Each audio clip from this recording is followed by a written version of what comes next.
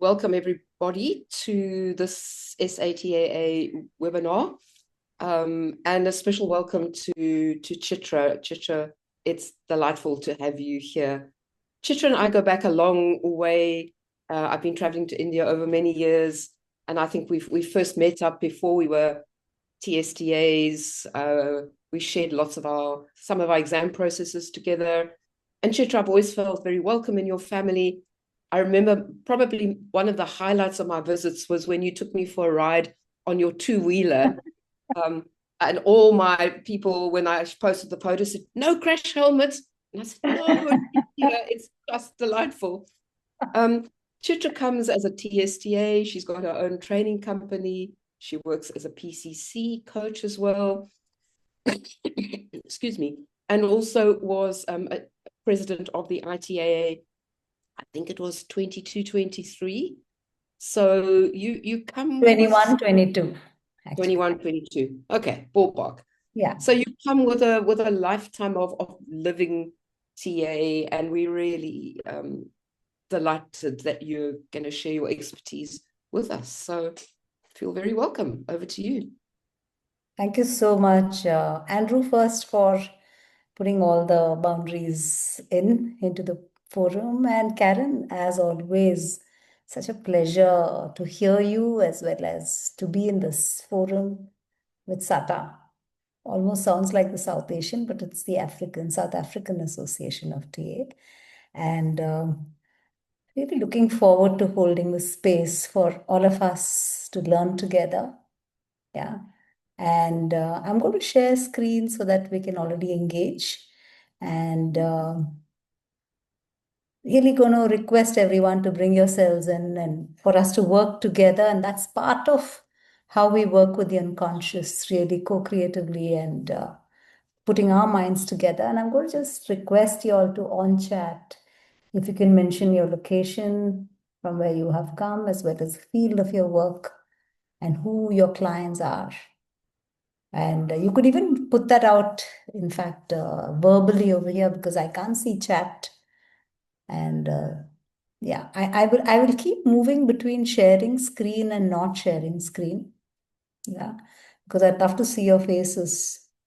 And yeah, I want to also say as a contract that this webinar can be seen really as a door opener into working with the unconscious. And it can definitely pave the way for further exploration, because I've shared references in the very next slide on how you can read and refer to all these references, which are part of, I think most of them are TAJ articles, TAJ Transactional Analysis Journal articles. I'm assuming also all you folks are from the transactional analysis community and background. And let me know on chat also if you're not. And I'm going to request either Karen or Andrew to read out what is on chat, because right now I'm not accessing it. So yeah. So we have Surya, TSTA, ONC, clients, corporates, teachers, coaches. The chat is rolling past me. Come back. The next one was Mancha from New Delhi. Not a practitioner yet, but one in the making. Jeremy Lewis, he's doing his foundation year with me. He's a coaching supervisor, working mostly with independent coaches, UK-based. Layo in Cape Town. Layo, you were part of our committee. Lovely to have you. She's co-founder of Functional Fluency International. Clients, different helping professions, coaches, therapists, teachers, as well as organizations. Marguerite, organizational, PTSTA. Chaital, I know I always have to be coached into how to pronounce your name. I hope I'm doing it right. It's moved. She's in Johannesburg, South Africa, working with corporates, all kinds of organizations globally in leadership development. Sophie Bruas in Nairobi, she's a leadership coach. She's a CTA in the educational field. Di, you know Di. She's a TSTA. Oh gosh, yeah, all right. Hey, Diane, yeah. Rabia joining from The Hague, an NLP coach. I'm just going to see everyone or die. Okay, lovely. Okay, I had no clue as to what the mix would be. So some of them might be basic, but I'm just going to skip through those slides quickly. I'm noticing that the group, sorry, Karen, Sorry, go. one more, Chitra. I don't want to discount Aditi, TA trainee Oh, practicing under yes, of course. supervision based in Bangalore. Oh, lovely. I know Aditi also really, really well, work closely with her. So fantastic to see everyone over here. Good to stop sharing screen so that I can say a big hi to you, all of you. And I'm seeing all the stalwarts of TA over here, like Diane and Surya and all who are really deep into their practice, as well as many of you who I don't know but might already be. So if it's basic, I'm just going to skip and move forward quickly.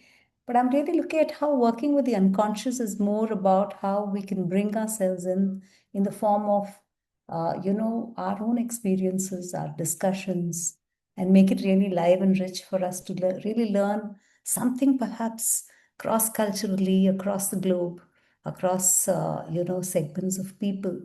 So really looking forward to making this enriching in that manner. So just going to again go through some of those slides which I've put in. Of course, I have all these folks who contributed to these articles.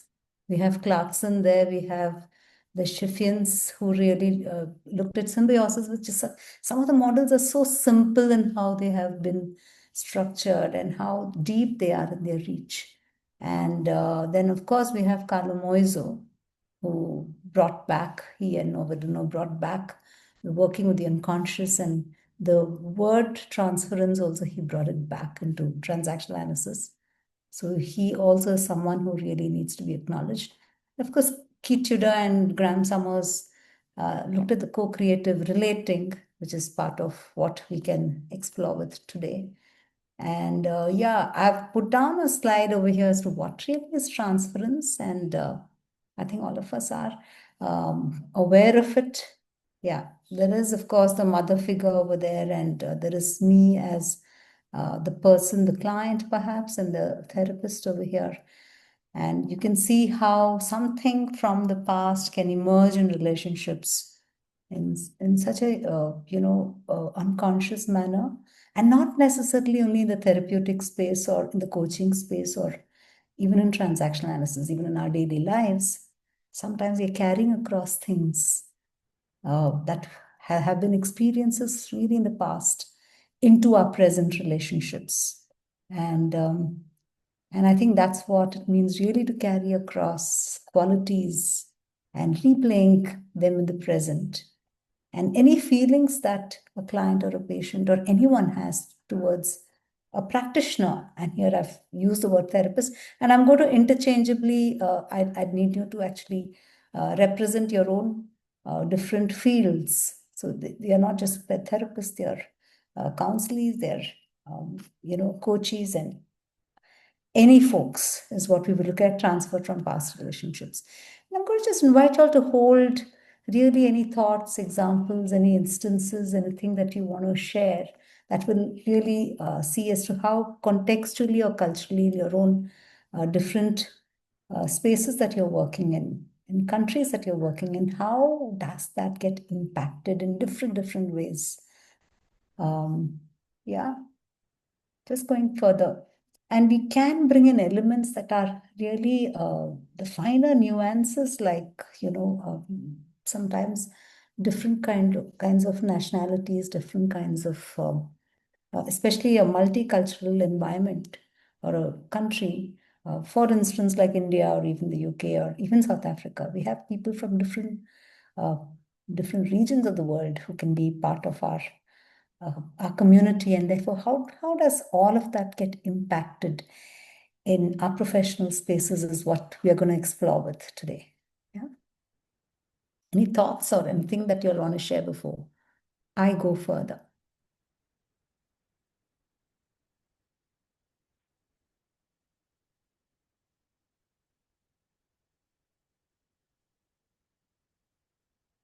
And like what Andrew mentioned, I'm also hoping at some point everyone can have their videos on this tiny little group.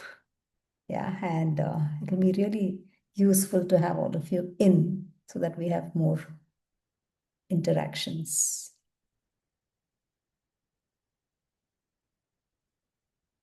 Oh gosh, I think I've shared something that is, have I shared my PowerPoint? Yeah, I have.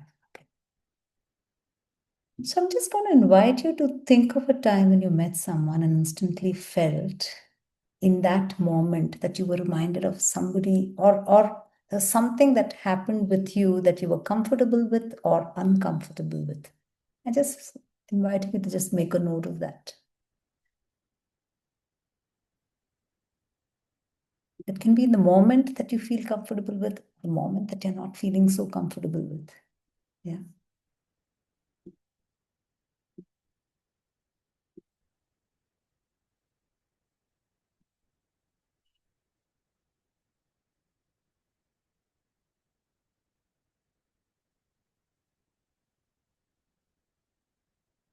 To just think of what was the quality of that engagement.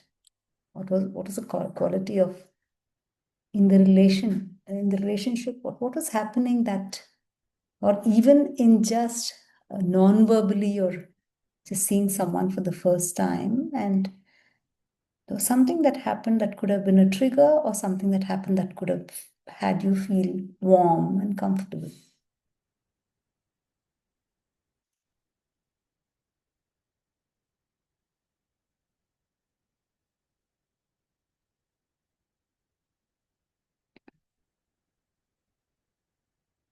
In case anyone has a thought right away, you can just voice it out now. It's holding space for that.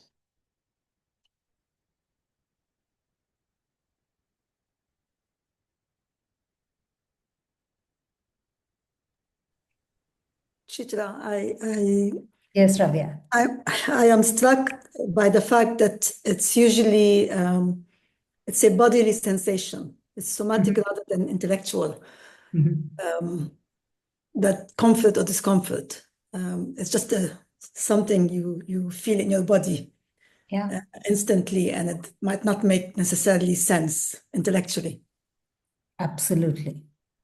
Absolutely. And sometimes it can be just some part of the body just having a particular sensation, tension, like what you mentioned. And that quality is what we are actually exploring with. Yeah. And it can be completely outside the awareness. Yeah. Thank you, Ravia. Yes, Manohar. Yes. Go ahead. So Chitra, so I was just reflecting on this interaction with, when I come across a new professional and then have an exchange. So there is this very exciting feeling that we get about new ideas and, that this is great. And somewhere I also thought about it. And this is almost like taking me to, the next step saying, all right, there's a new addition of information and, something there. So my question, in that kind of a scenario is this a childlike ego state of getting excited about things, or is it really like an adult testing stage? Um, or what does that really tell me about my life script? Am I, with all of this excitement that I carry with, these new interactions, and it's almost as if my personality is trying to absorb all of the new stuff and see what is exciting, around here and there. So I'll stop with that. I hope I was able to ask the question. Yeah. Interesting. I'm hearing you say that sometimes you just get excited to absorb a new idea or something new that is coming your way. And for you, you're looking at what is it about me and my life script? Have I understood your question? Yes, yes. Yeah, Yeah. yeah, yeah, yeah. And with reference to what we are exploring over here about something about somebody or even anything that is inanimate, like what you have talked about, an idea. It's not really inanimate. And yet, what about that for you is what you're reminded of, perhaps? And, is this something that you're seeing as something that you is reminding you of something in the past? Something about you. I'm not sure if it's your child ego state. And yeah. Or you could even hold on to that and see what else. And yet, when you're asking me that question, I'm aware that somehow I'm being, as a facilitator of this, when you're asking me that, I'm seeing myself as somebody who needs to answer something, give you a smart answer. And I'm aware of that in my own experience of, what you are asking me. Yeah, Manohar. Yeah. How does that sound for you when I say I want to give you a smart answer and I'm just going to hold on to that thought? Yeah, it makes me think, because I think I was actually playing with that thought.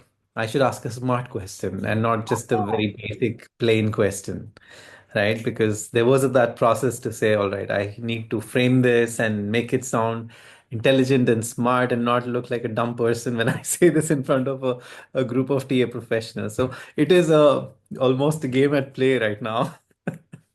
Okay. Yeah. Yeah. Yeah.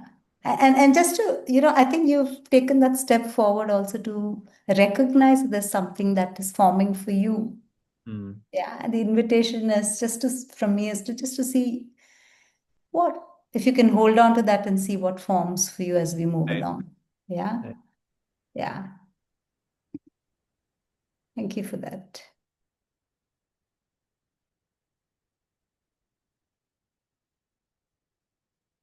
I'm also noticing sometimes, even the tendency to turn your video off. How many of y'all have that tendency to turn the video off?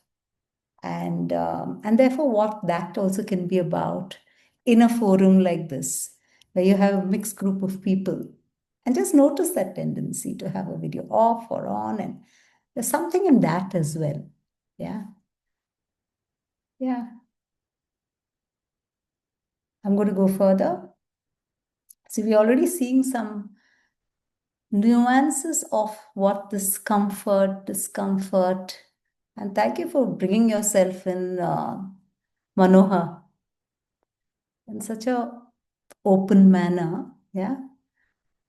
Yeah, and so have you experienced any form of transference with your therapist, with your trainer, with your supervisor, or any other instances? And many of you are in the roles of trainers, supervisors, therapists, coaches.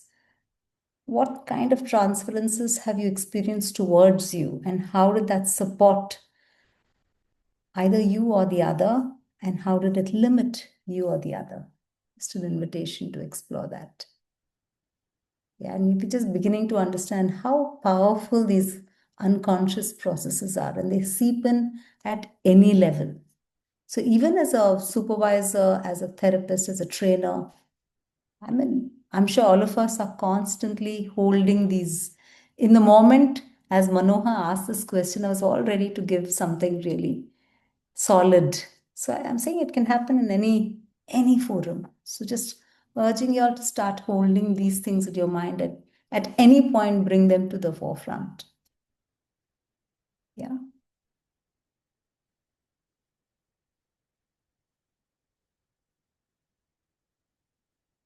I really like, Chitra, what you've just done and illustrated there in terms of with Manohar, that, and you've just reflected how your initial or your instant sort of response is to give an answer.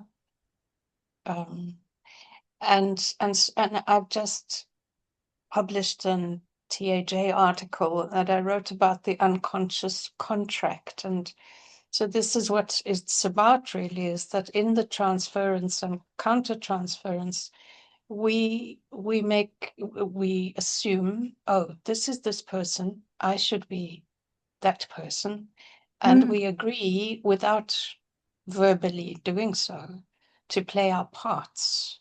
And so, yes, in this setting with you as teacher and we as learners, you're supposed to answer the question, and we have, and you just illustrated now how, just how that is unspoken, but it's there all the time, and you if you're aware of it, you can disrupt it, I suppose. Oh, yeah. Oh, absolutely. Mhm. Agreed. I think you made such an important point because And there's an engagement from both parties. And I'm aware that in my culture, it's quite smart to be smart. There's a lot of accolade for being smart and giving the smartest of answers and all of this. It's really important for people to show up. And it's so interesting how in just that one engagement, both of us got interlocked in that engagement, in that dynamic.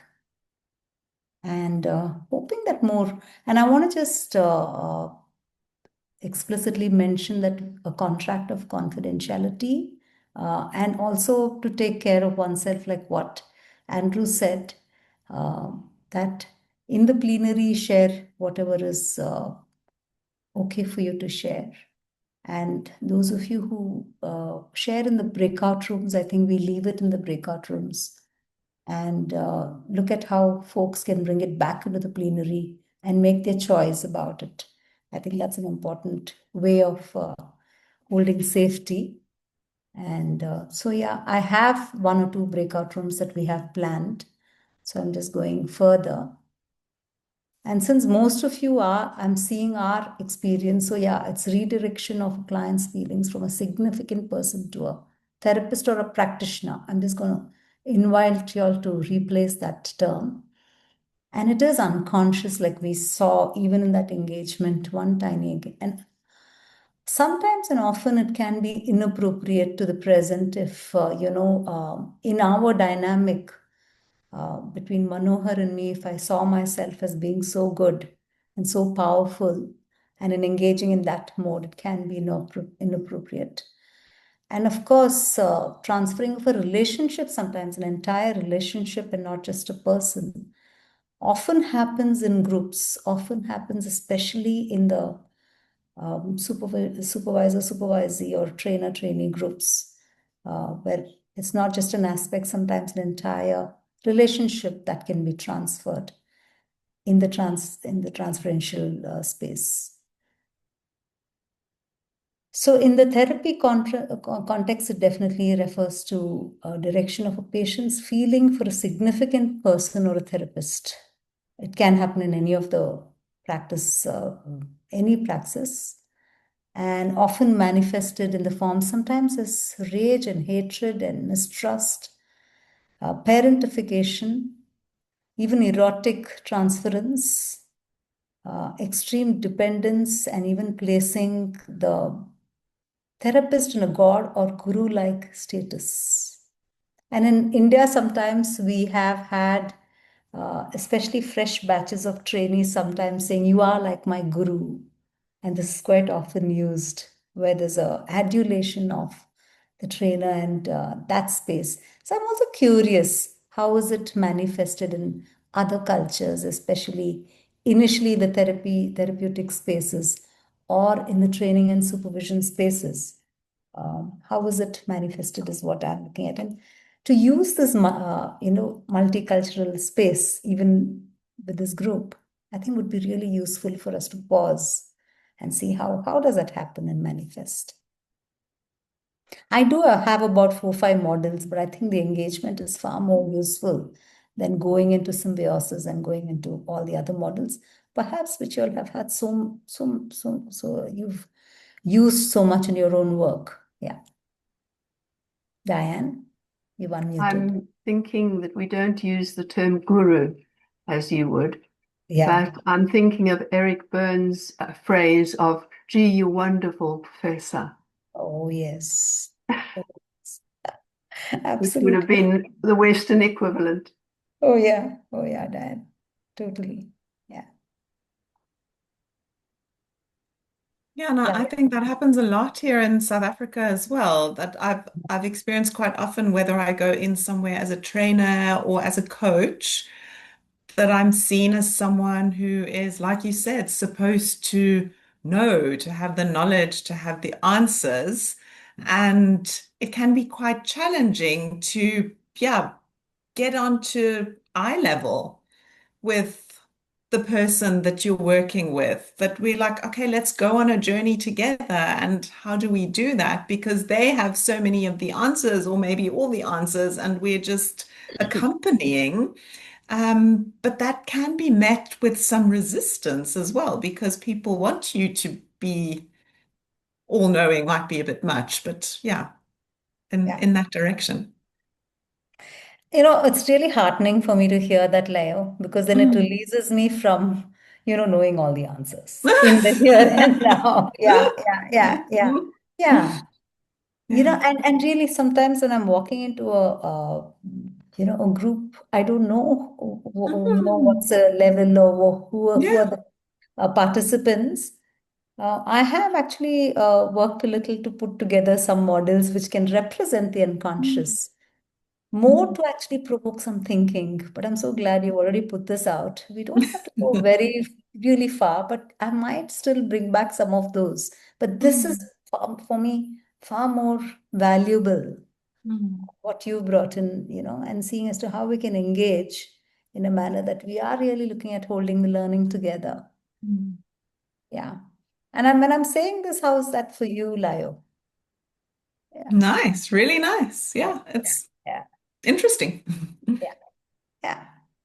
And Layo, what you've prompted in me is almost, I'm wondering how transference, where the implication is that it's a previous relationship, so it's a personal known relationship, how does that intersect with the culture of learning in our countries, which is a more collective, we expect the person to be the expert?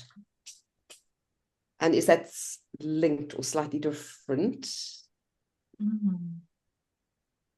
I feel like that is linked. It's how do people learn to learn? How were teachers, parents, professors, whoever there was before, and then that gets that face gets put onto a coach or a trainer because maybe there has not been a different kind of experience. And now what we're doing is creating a different kind of experience. Oh, absolutely. Yeah. I agree with all of this. Sorry. And the professional term mastery is one that is used in my world, which is coaching and coaching supervision. And when it's curious, Chitra, when you said what transference have you experienced, for example, with your supervisor? And it's exactly that. It's a sort of combination of a feeling of inadequacy and a feeling of reassurance all at the same time. And the part of you is kind of going, well, where's that coming from? But part of you is also saying, like Leo's saying, are we in it together, and is that okay? Or is it coming from somewhere with this discourse of mastery, which I kind of really, really struggle with? Where's that coming from? Yeah. And it's so important to think about what happens with mastery and how my energy needs to be then. I mean, if and not just me, the person who's the so-called expert, what kind of energy is held by the expert, and therefore what gets lost in the process of, how this engagement can then happen. Yeah. This is making me think of something so my son has a maths teacher who he is constantly challenging. And sometimes from my previous experience of going to school, it's almost like I want to say, well, just stop, just like, even if you think he's made a mistake, like, don't constantly point his nose at it, because like it's rude. But in his last report, this particular maths teacher wrote a thank you for keeping me on my toes with your thinking, because that's what makes being a maths teacher wonderful. So this teacher is actually really great because he's encouraging in a young person independent thinking, and not to put your teacher on a pedestal, but to see that the teacher can also, make a mistake, or you have a different view. And I think that will help in the future. So if I'd grown up that way, some of that might be easier for me too. And yet, I mean, I'm just curious to know what was different in the way you grew up to what is going on with your son and his teacher. And it's so interesting because what you have done with the teacher perhaps could be very different from how it was for you. Yeah. Huh, I wonder. I think so from very young schooling, the teachers were the ones who knew, and you as a pupil were supposed to learn. And if this is how the teacher says you do the sum, then that's how you do it. Or yeah, what the teacher says is true. It's like I saw as truth, and I was maybe, yeah, I'm questioning myself now. I was going to say I was taught to see as truth. Was all of that from the outside or some of that from the inside? Maybe both. It's a big question. Really interesting. Yeah. Yeah. And you know, and I'm assuming, Leo, you are in the education field. More organizational. Organizational. Okay. So I'm just curious. I think you brought in such an important thing about how there is something that was happening for you, and yet there's a different way in which you're inviting teacher of your son. And how does that translate for all of us in who we are and how we are looking at the power dynamic in our roles in the fields that we are in, whether it is a therapist or coach or organizational or as educators? I've given up on my PPT, by the way. I'm so happy to have done that. Yeah.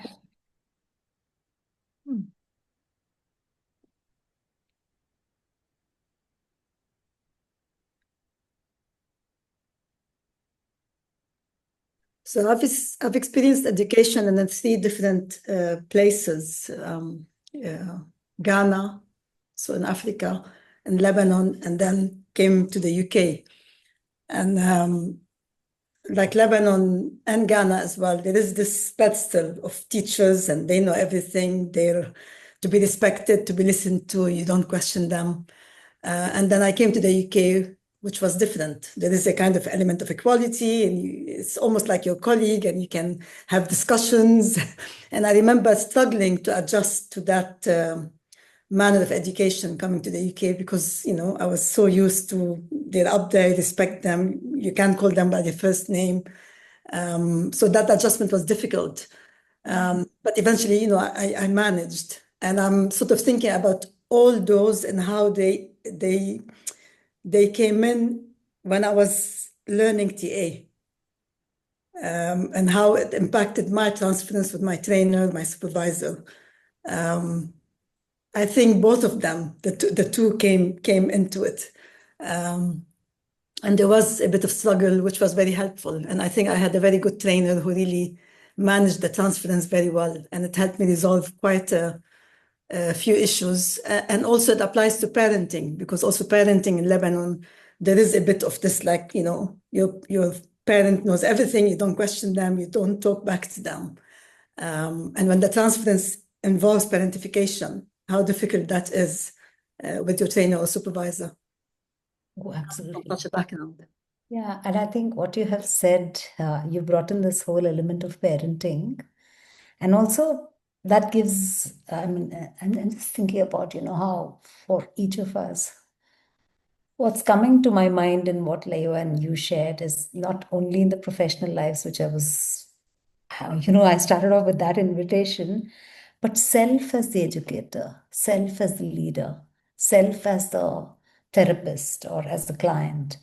And when we're looking at this particular angle to the unconscious, really what you have also talked about is who are you in your, you know, when you were in South Africa and then when you moved to England or London, and therefore what really that shift was about, and that not adapting, but moving into that space and how it was for you, Ravia.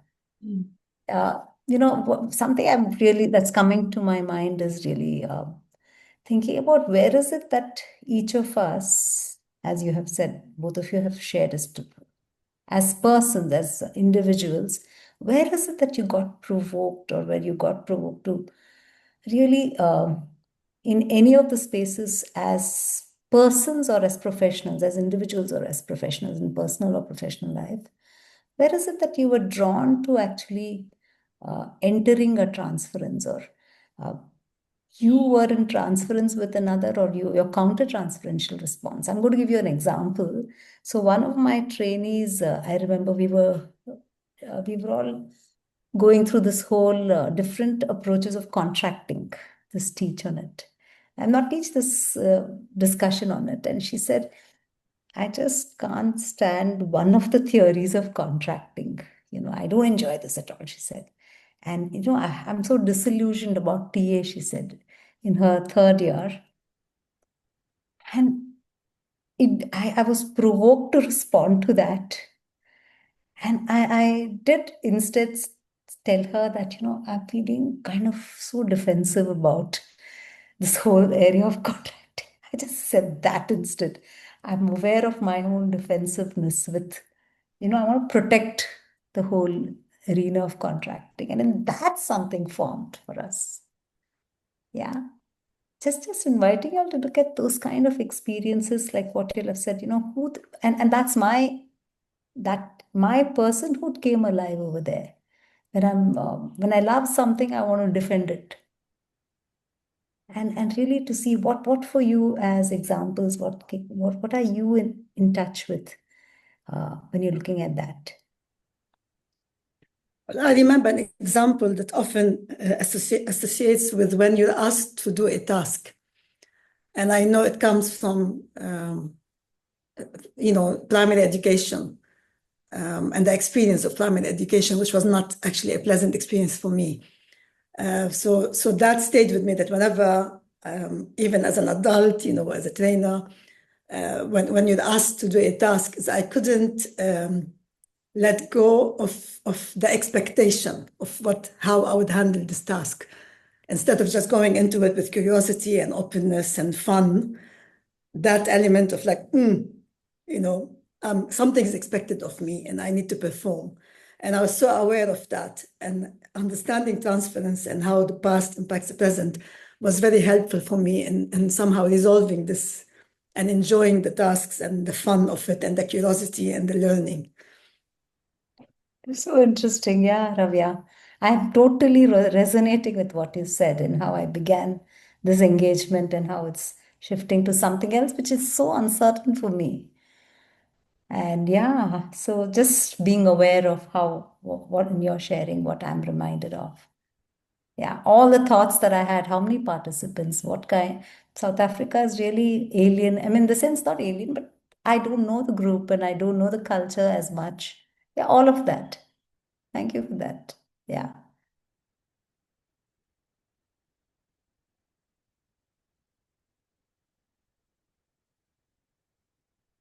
Just looking at how, I've asked a question. I'm wondering if anyone else is in touch with what Ravi and I have brought in.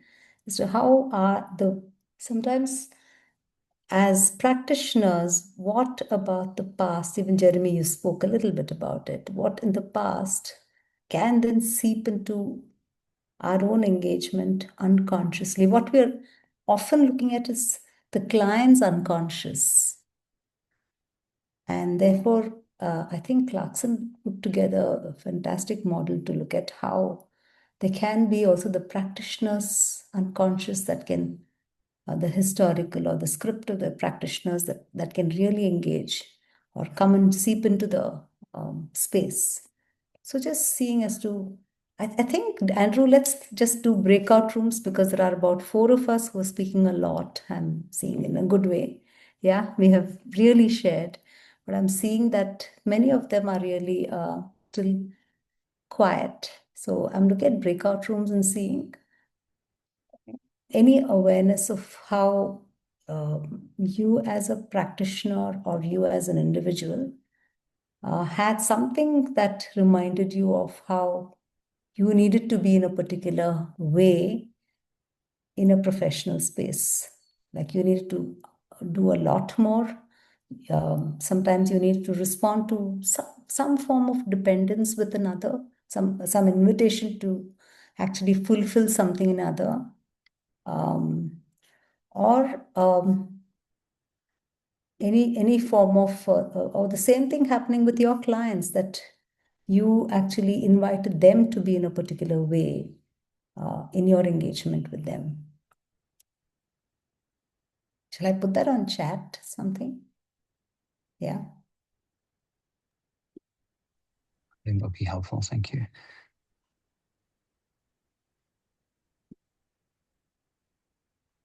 Oh, this is the question.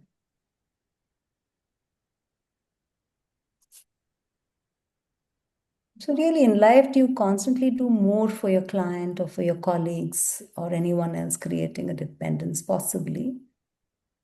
Or something, does the same thing happen with your clients who want you to do more of the work or thinking? And how do you respond to that need? And have you provided some of the answers, or do you find yourself resisting? So I'm looking at breakout rooms, Andrew, for 15 minutes.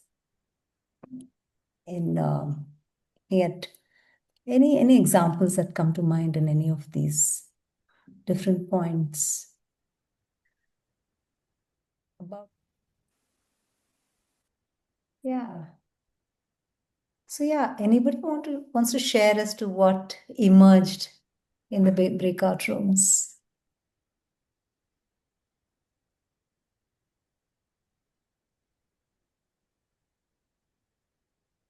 I'll quickly share as Yes. long as I could stay in with my camera on. Yeah. Something that came up in our breakout room was, to what extent, culture plays a role in this process of transference. For example, in India, many times, even trainees, applicants expect us to somewhere check or even remind about appointments and so on, because last minute cancellation is very common. And therefore, initially I used to feel so bad about it, but I think after some time I realized, it's almost like asking a fish to climb a tree. So I said, okay, let me remind at least 24 hours before and just confirm, at least for my own sake, because I don't want this loss. Because I find it's not just individual personal script which is coming in the way of such a behavior. It's about how, as a culture, we value or we have perception about time. I think that was the thing. So that's where I stay right now. Thank you for that, Surya. And I think, I was in the breakout room with you, Marguerite and Jamuna. And I think what came up for us also is how different it is from the first year group. And as they progress, because at times, to understand even the language of the unconscious and transference and countertransference, the yearning is for us to hold the two-person psychology space where, both parties really take co-responsibility and they hold the spaces. And yet to also see as to how there is a period of time that is this learning that happens, and it is in a way to hold the cultural aspects also mindfully. And yeah, with safety is what we also kind of started exploring. Yeah. Just holding space to see any other thoughts that came to mind, especially in the invitation for from dependency as practitioners, dependence to be rescued, especially. Any thoughts?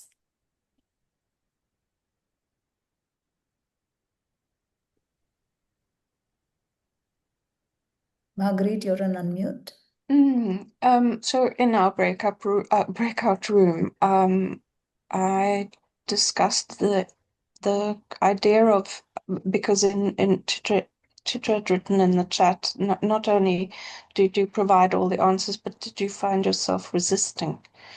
And I thought, what would, if one was being invited into a symbiosis and you felt yourself resisting, that sensation, that feeling of resistance, where is that coming from? And is that also, it is a transference of some sort, I assume, or a counter-transference. And so I just sort of thought about that a little bit more and thought, for me, that's what does happen with me. So if where I am, where I think I detect victim behavior, I become resistant. So there's something there that is going on for me in what I think I see in the other person when I see that.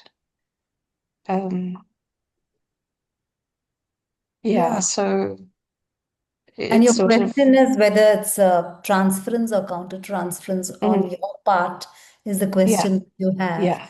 And That's when I was in your breakout room and I was quite provoked to actually say, okay, so this is this. And instead of that, I just looked at how is it that we can bring it back to the plenary and see what are thoughts that you folks have and similar similar form of resistance when you're invited into some form of dependence or, like you said, Marguerite, the victim position from the other. Yeah. Any thoughts? Sophie, have you unmuted?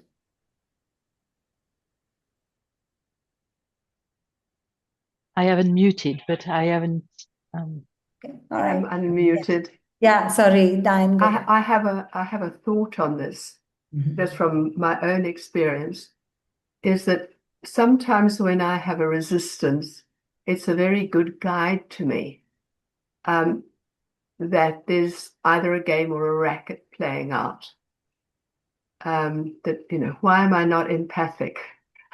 This is a racket feeling, not a real feeling. So sometimes it's a useful guide. But sometimes where I would know if it was something to do with me rather than my client, it would be around the level of emotional intensity with which I feel the resistance.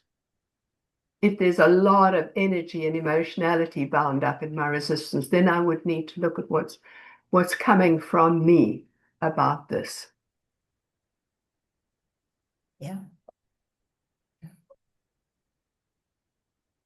Yeah, and I'm hearing that the intensity of the emotion differs with the context that you're holding or that you're engaged with. Yeah, yeah, yeah. This is making me wonder, in a sense, resistance is something happening that's useful for us to notice. And is the next stage, well, what do I do with my resistance?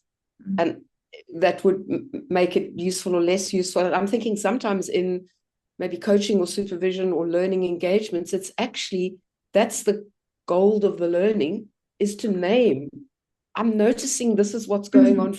Yeah, I wonder what this is about. And that often opens up, boom, and we go to a much deeper place. So how would you talk about that? Is the implication that we can use the sense of transference and countertransference really usefully?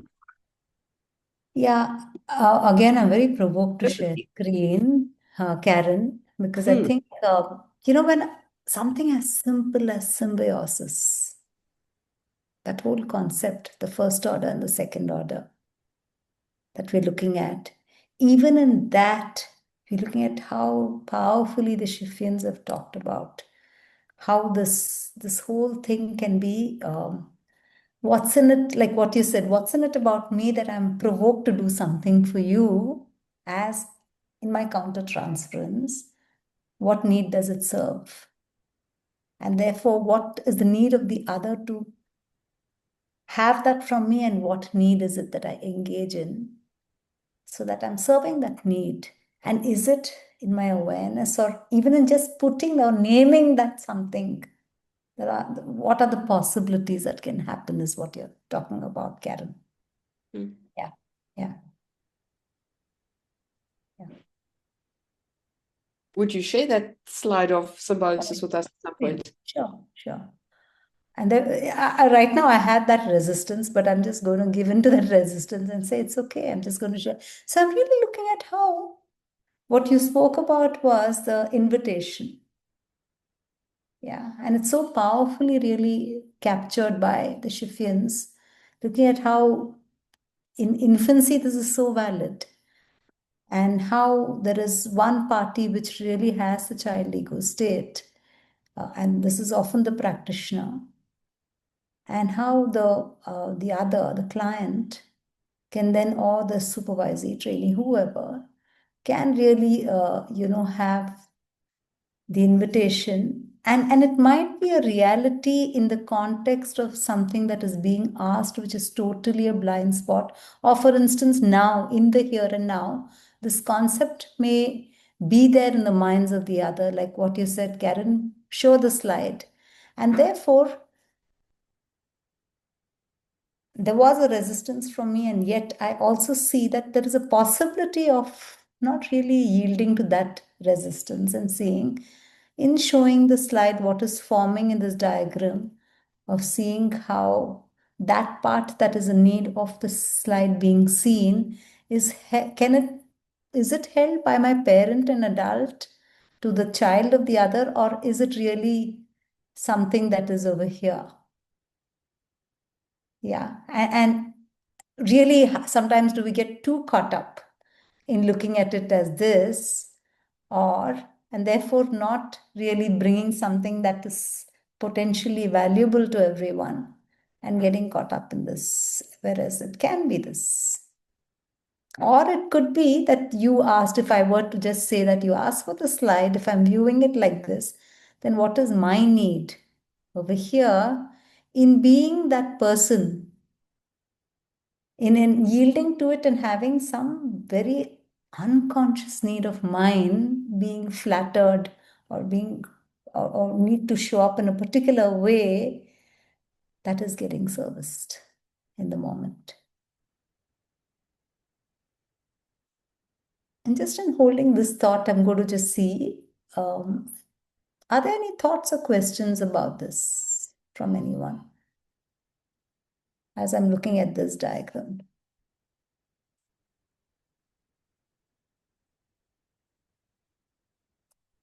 And if we've seen this enough, or you can take a snapshot, and I'm going to stop sharing screen so that we can engage. Chitra, one of the discussions in our group where Ravi and Jeremy and any of you, please feel free to add. One of the observations that we had about this interdependence, or us as practitioners doing more, is coming also from the fact that maybe there was not enough contracting that happened. Yeah. Right. Then, of course, we can say, despite contracting, there is an overriding, aspect of a need, either personally or due to the cultural elements that probably acts up here. But we were coming back to the fact that, there is the contracting aspect, which can actually solve for a lot. And we need to reinforce that, one too many a time.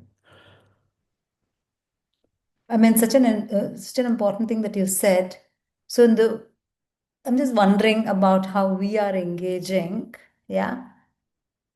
Does anything like that come to your mind, even in our first engagement, Manohar, or even later in how we are working with this, using this forum as exploring with the unconscious, how we work with the unconscious? Yeah, I think we just unconsciously blended into the conversations without any contract to start with, right? Yeah. I recall that I said about how I was going to jump in and start showing some conceptual stuff about working with the unconscious and invitations with it. But then, and how it wasn't, you're right. It perhaps wasn't a contract because it was a one-way. It was explicit, but perhaps not bilateral. Interesting. Now I'm noticing that. I don't know how many people agreed to it. In how we are working. Yeah. I'm aware of that. Any other thoughts about this? And maybe, I mean, right now, if I were to take stock, yeah, Surya, you've unmuted. I really wonder in scenarios like this how practical it is to really contract full, in the sense of what we do in therapy or one-on-one settings. Then we'll end up doing just that in the 2 hours that we have with about 16 of us here. Yeah. So I suppose we did do a contract in terms of, the very fact that we signed up for this means I'm willing to give up some of my power of choice and flow with what you as a presenter is going to bring. So Yeah. that is how I see it. Yeah. And interestingly, since the topic was unconscious, perhaps I also looked at it as, or I stated that, let's just work with what is available in the group and in the field. Yeah. Thank you for that, Surya. Recently, sorry, Sophie, were you going I to just want to say that I noticed my disappointment when you said I'm not going to show my slide. Okay.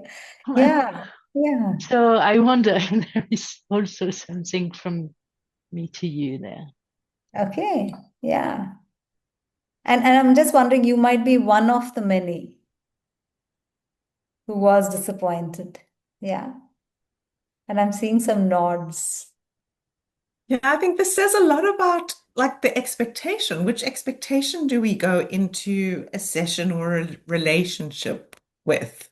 And I know that I came just at the end of my lunch. I actually brought the end of my lunch because I didn't finish eating. And then I thought, yeah, I'm going to sit there and someone's going to present something, and then I'll just finish eating while that's going on. And now this has happened, and we're all here and we're seeing our faces, and we're not just leaning back listening. So it's okay, I can have my last bites afterwards, but it's part of the expectation that was there, which nobody spoke about. So I think that's just really interesting. Yeah. Yeah. Can I just say how much I relate to you, Leo? I kept my video off and quickly ate a late lunch and came back on our screen.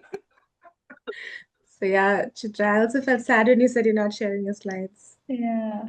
And interesting, nobody even mentioned it. Yeah. So it seemed to me that, wondering what that was in in the field, what was that unconscious that was being represented over here? Yeah. Just curious. And not only did I have slides, I also had a handout, me being me, working in our culture where we do all these things in a very pakka manner. It's called pakka. What, Sophie? Yeah. With diagrams and all in the handout. Yeah. And there's something for me about it's a both and. And I guess some of us prefer to experience something first and then have something afterwards in our hands. And for others, maybe let's see the frameworks first. I think it's different learning embargoes. Yeah. And you've invested something, you've tried to read the room and see what's emergent. Yeah. Yeah. Very interesting. I don't know if you have it, if it is one of the models or frameworks you want to present. As I heard, Leo and Aditi share, it struck me how powerful and useful the idea of group imagos is in this context.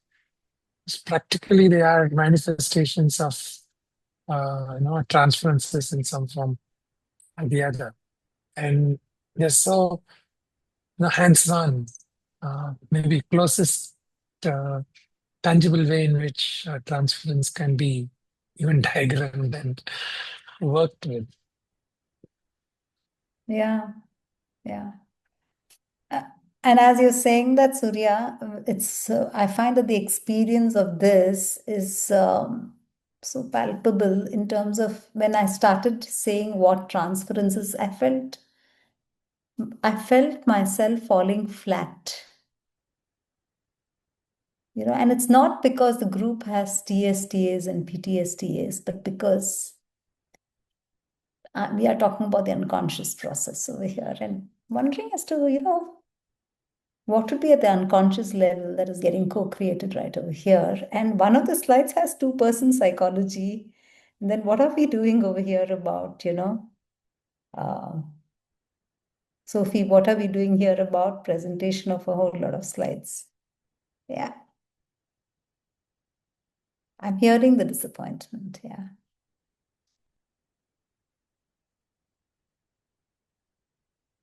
Any thoughts about the symbiosis? When we look at it even from symbiosis, any thoughts as to what was this whole thing about contracting and what Aditi, Layo, and Sophie mentioned? And Karen, what you also brought in along with Surya. Yes, Diane? I'm thinking that very often the symbiosis, at least in therapy, is something we need to initially accept, because that is exactly what the client has brought into the room and is looking for. But the process then is one of unlearning it and dismantling it. And from the therapist's side, ideally not having an investment in the secondary level or in the primary level symbiosis, but only being at the second level.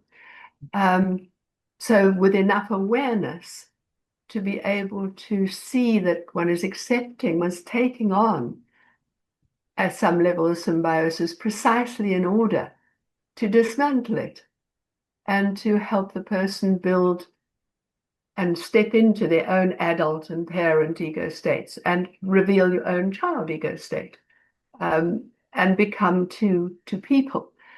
So that's how I see much of the process of what happens in therapy. Yeah. And I'm also seeing in any forum, one is of course in psychotherapy as well as, even in coaching or even in this forum over here, in education, is it also important to hold the first order symbiosis? And there's a responsibility in it. And I'm looking at a very different child ego state of the seeker. And in that seeking, I'm also seeing how me as the person who's agreed to hold this webinar, am I also in my responsibility then seeing at the unconscious level, there is a seeker, and therefore, like what you said, Diane, it's healthy symbiosis to also provide what is needed for the learning environment. Yeah. Thank you for that. And that's what we tend to do culturally, even in India. Like I said, from the first year to the as the group progresses, then there's more of the engagement, a different kind of an engagement. Otherwise, I find that it's quite jarring for folks who've never been used to this to really get to be invited into this form of engagement. Yeah. So I am going to just share a few models and not really too much of the matter. I'm hearing that there are different needs, and we don't have to. I've already shared this. And if there are any further thoughts about, and I also mentioned how sometimes we are called, and I was, when I suddenly realized that, how bland the slides could actually sound and possibly basic, but not really. So I also then gave up the requirement for me to actually present anything and then hold spaces. But I'm just seeing how there was that resistance then from me to enter the second order, to hold away from, teaching really. Yeah.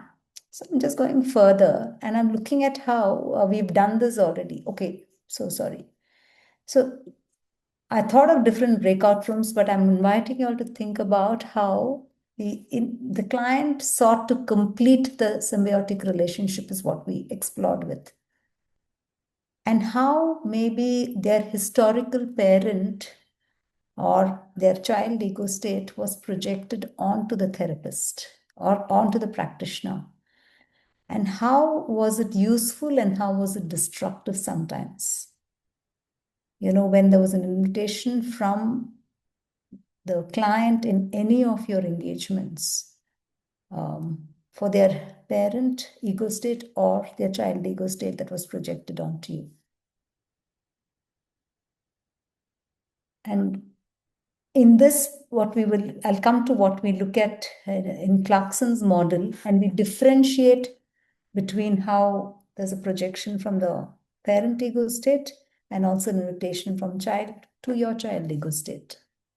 So any examples on that came alive in the breakout rooms? And we heard only one or two breakout rooms, and we haven't heard the others. Anybody else wants to share something before we go further?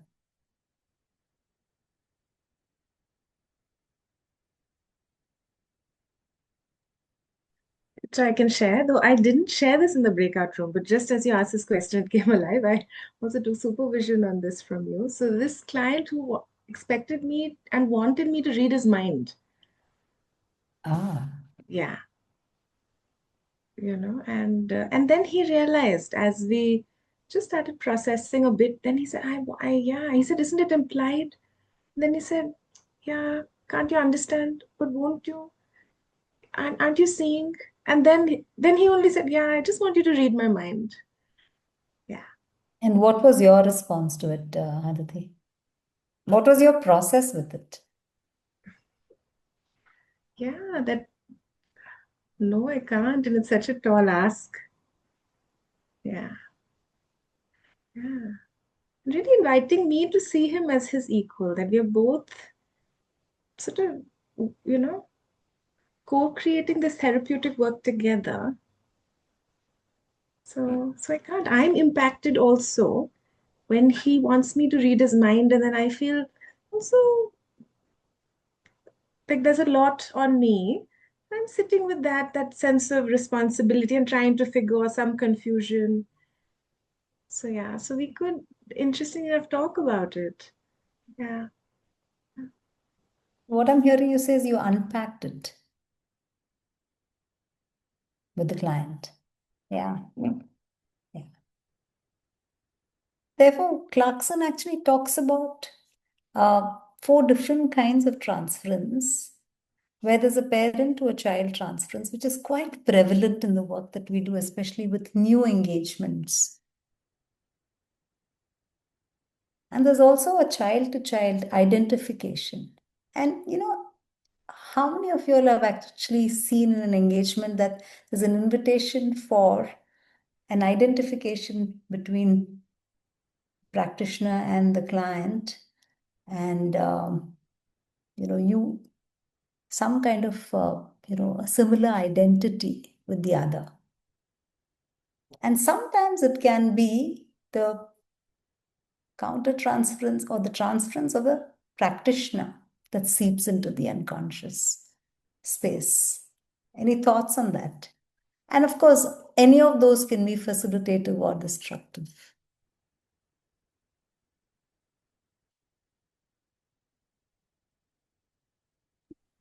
I'm wondering, I don't know, it just made me think of something when you said child to child. So I'm mixed culture by background, and a lot of my clients actually also are mixed culture.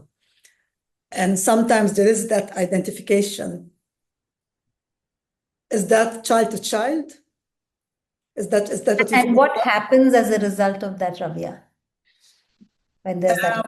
Yeah, what I feel happens is that they sort of feel seen and heard and understood in their experience, I think, because like they don't feel they have to explain too much of what it means to feel I don't belong here and I don't belong there, and I'm part of two things. I don't know where I fit in, and should I fit in? Should I be me?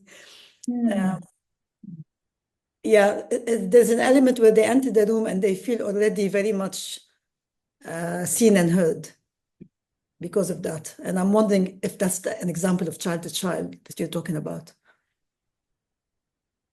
I mean, for me, it's appearing like that, like, both parties are engaging in a manner where they're fulfilling some parts that are needed. And yet it's not available elsewhere, and it's available in that engagement, is what I'm hearing you say. Yes. Yeah. And how do you see that as where would it be facilitative and where would it be not useful or destructive? For me, what is important is, although there is an understanding of the experience, we each have our unique experience.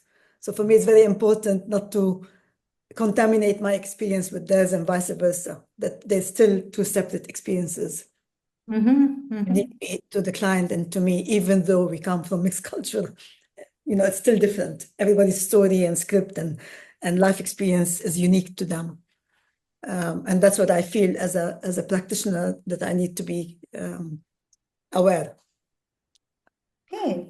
Any other thoughts on that? Thank you for that, Ravya. Yeah. Actually, when you spoke, this came alive for me. So I have a twin sister, and I sometimes have clients who come and say, I have a twin.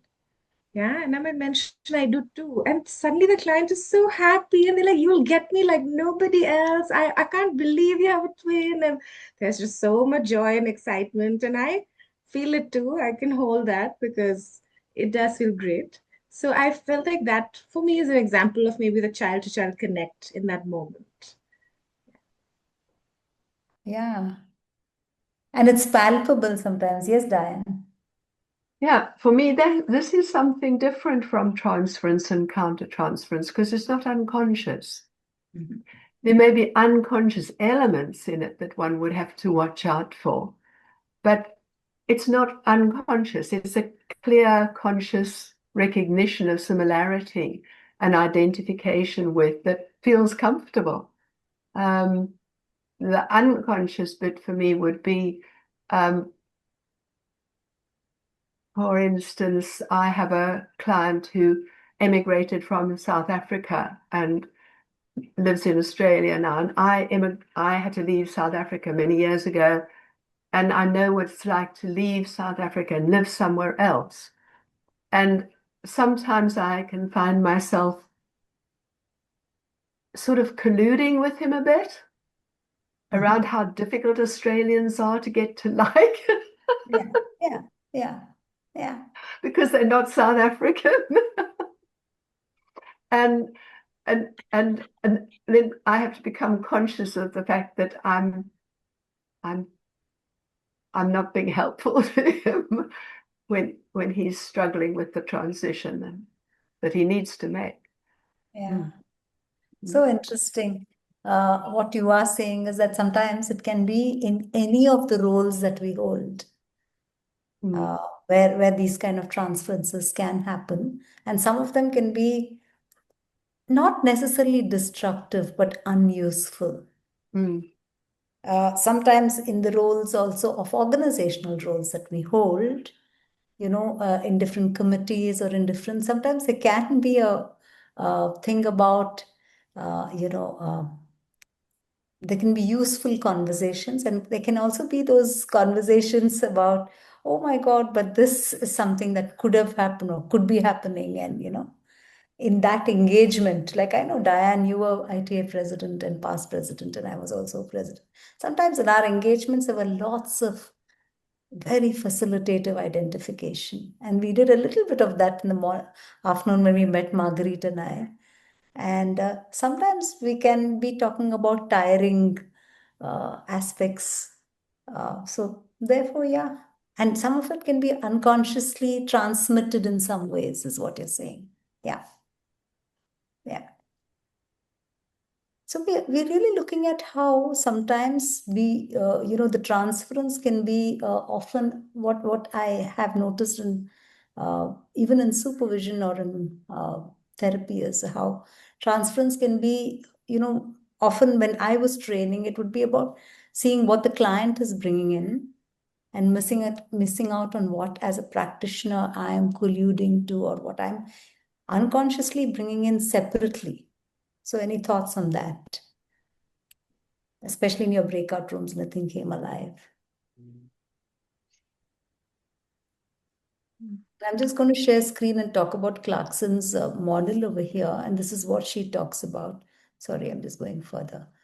She talks about what the client brings into the relationship and how the practitioner responds to it, and what the practitioner brings it and the client reacts to it. So and that's what I'm talking about in this particular instance. Jeremy, you had something to say. Sorry. Yeah. So when you're talking about the child-to-child transference, I noticed, I remembered a client came to me for supervision, a supervisor looking for supervision of supervision. And as Diane says, it seemed to be a conscious choice at first that she chose me because the words she said was she liked me because I'm not worthy. And this was a kind of a backhanded compliment, if you will, in a sort of rejection of authority figures. And I got this sense of she thought we could have fun together in supervision, right? Now that's fine. And we contracted for supervision. However, in those questions that you just asked, what does she bring and how do I respond? And how does she respond to how I respond? I've noticed, and we've only had one session so far, but I've noticed that she almost rejected me inviting her to take responsibility for something repeatedly. And eventually on the session, she said, "You keep saying that." And there was this sense of her wanting to be unconscious or transference happening. So she wants to be in child with me in that session. She wanted to be? She wants to be in child transaction with me. And I'm trying to drag her into the adult and saying, well, where's the responsibility for this bit? So there's definitely something going on there. And whilst it was a conscious, like Diane says, it was a conscious choice in some ways to do a little bit of fun, a little bit of child in here. We've also got to fulfill the responsibilities of supervision, right? So there's got to be some adult in here too, right? So I'm noticing how I respond is kind of, I'm now going, how do we make sure there's enough adult in this relationship? Okay. And I'm wondering, as you spoke, Jeremy, and even I'm just wondering as to how you experienced yourself as you were talking itself. And especially with the word responsibility, I'm wondering as to which ego state that was. And you talked about the adult, and I'm curious. I'm left to, yeah. Yeah, I'm curious too. I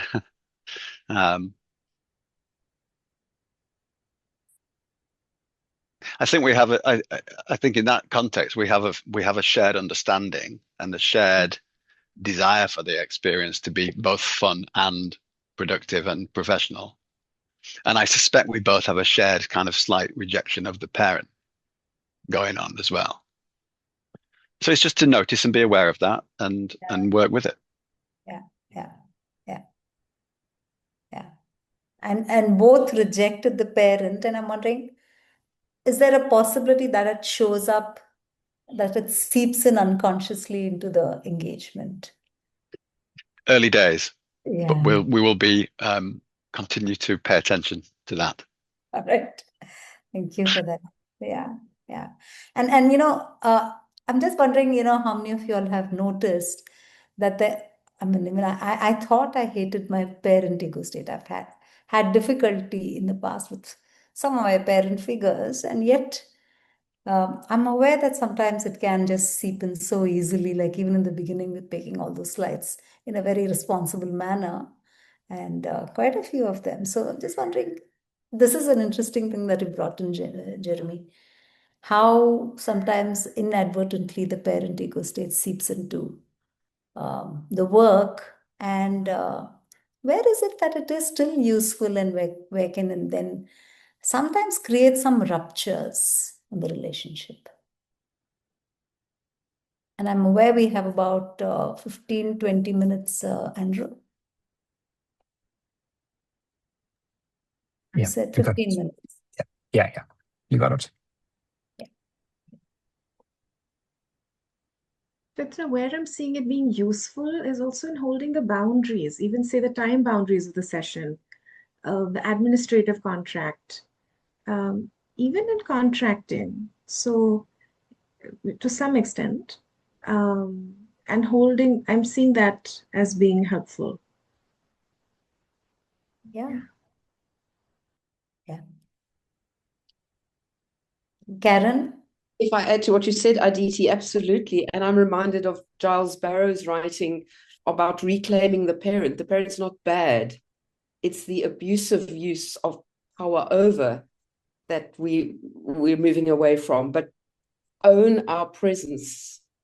And maybe for me, the metaphor of the integrating adult really carries value. We're integrating those parts of those positive interjects of parent figures who are firm, who keep the boundaries, who set up things that are safe, and that positive side of caring and showing empathy, and we integrate it into our integrating adults.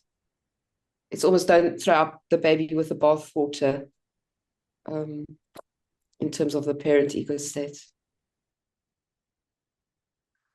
And so important what you said, Karen, in terms of, how sometimes we can just so dismiss some things that are so important to be named or some things that are important. Like what Jeremy shared also, holding that sense of responsibility and not really only a child-to-child engagement can also be from maybe the structuring parent, which is also integrating that part of the adult in the work that we do. Yeah. You spoke about that so well also, Aditi. Yeah.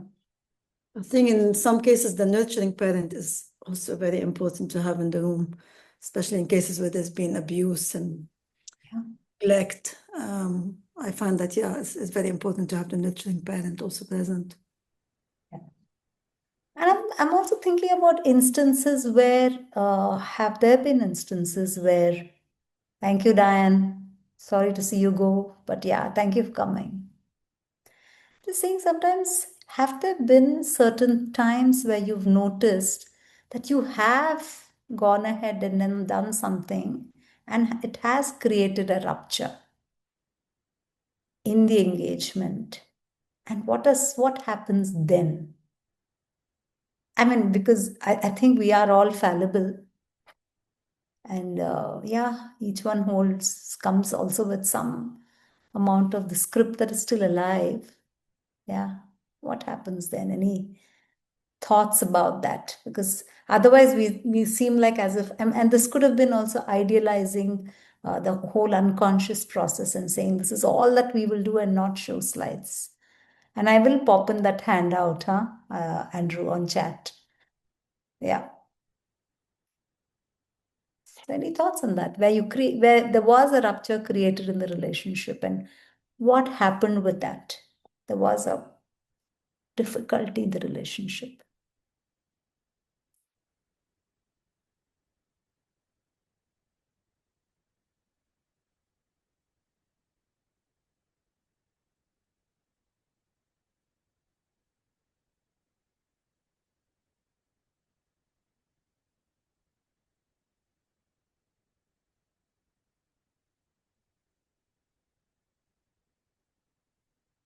Manohar is putting on chat something.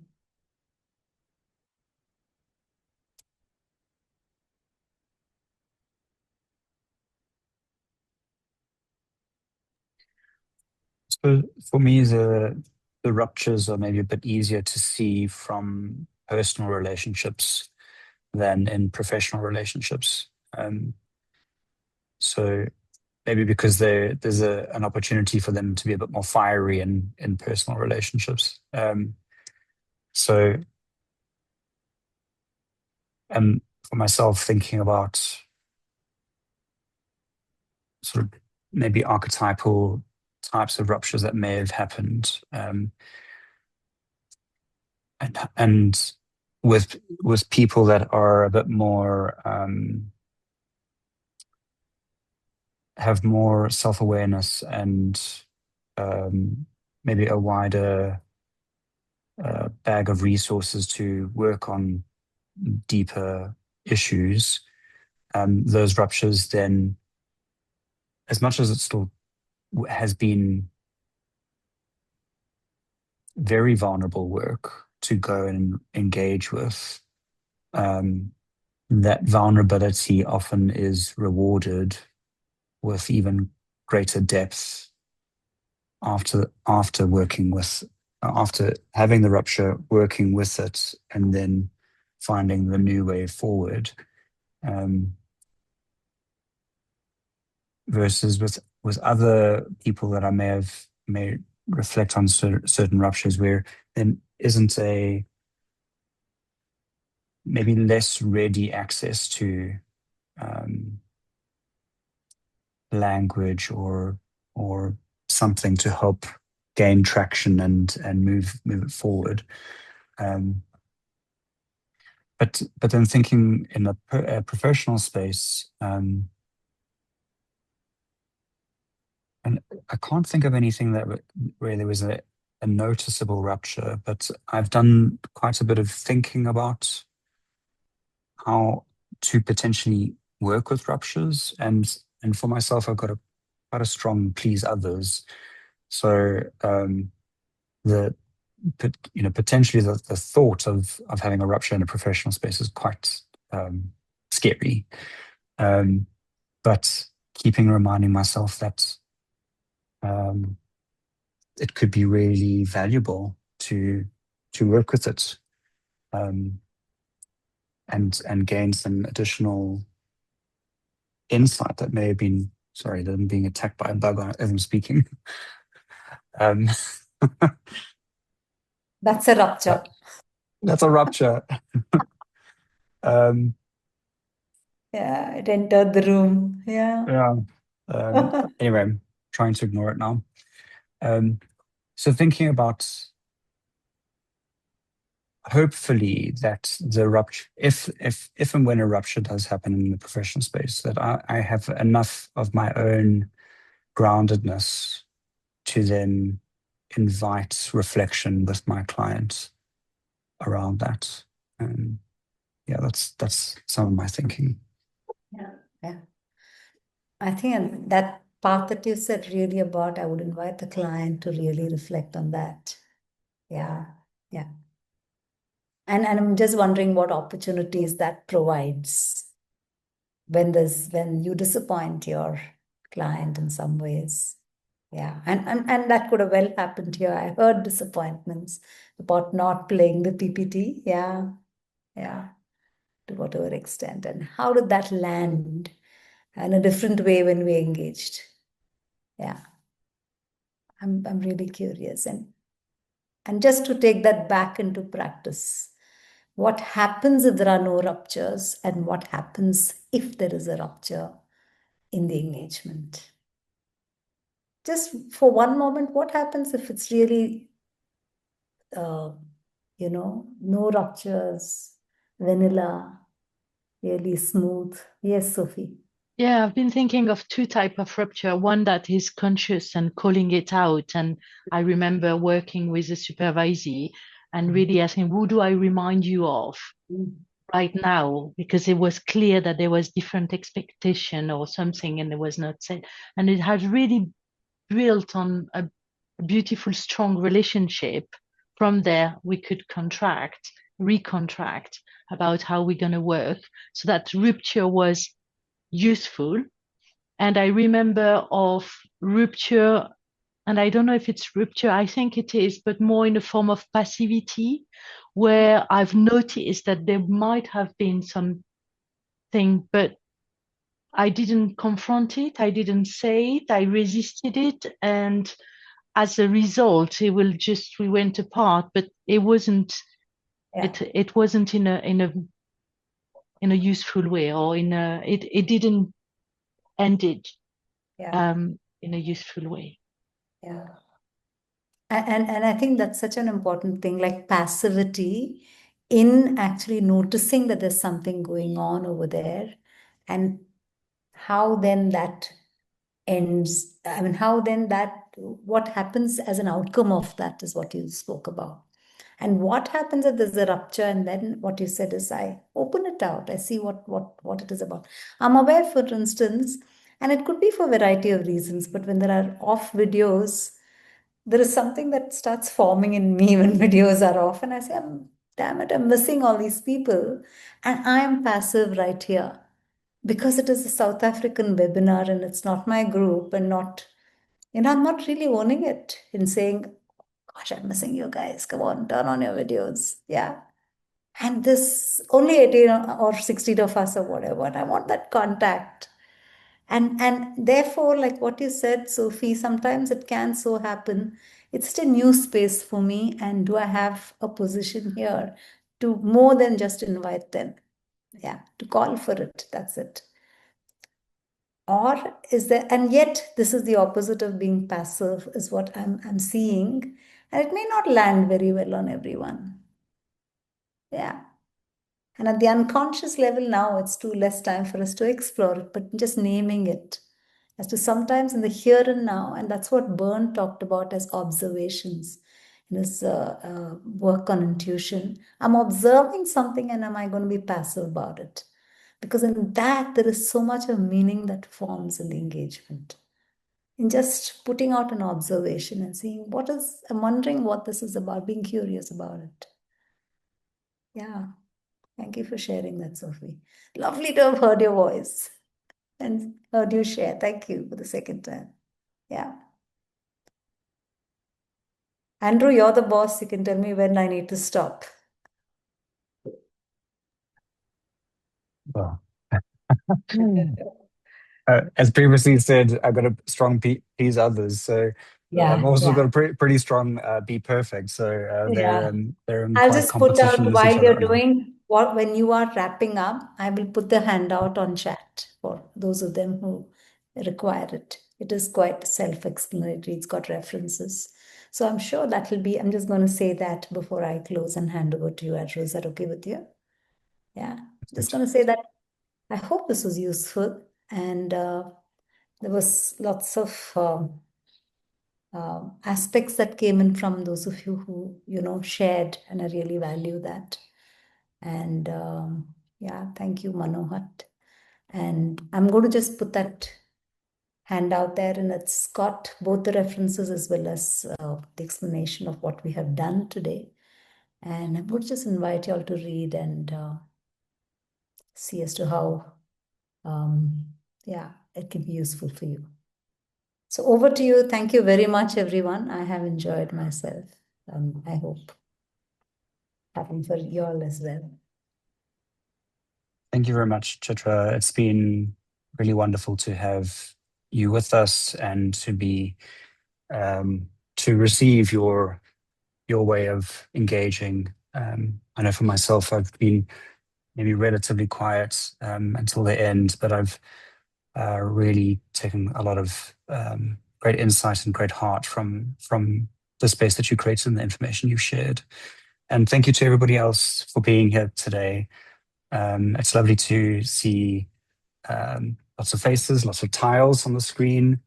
As I said before, the recording will be available on our YouTube channel. It'll be up in a few days or so. Please have a poke around on our YouTube channel as well. If you do go on, I'm quite impressed with the recordings that we've got there. Lots of lovely resources. This is our last webinar for the year. For those of you who are stalwarts, it's wonderful to keep seeing your faces here. And those of you who are new to SATAA, it'd be wonderful to see you in future events. And if you're not a member yet, please consider joining us as well. So thank you. Thank you, Andrew.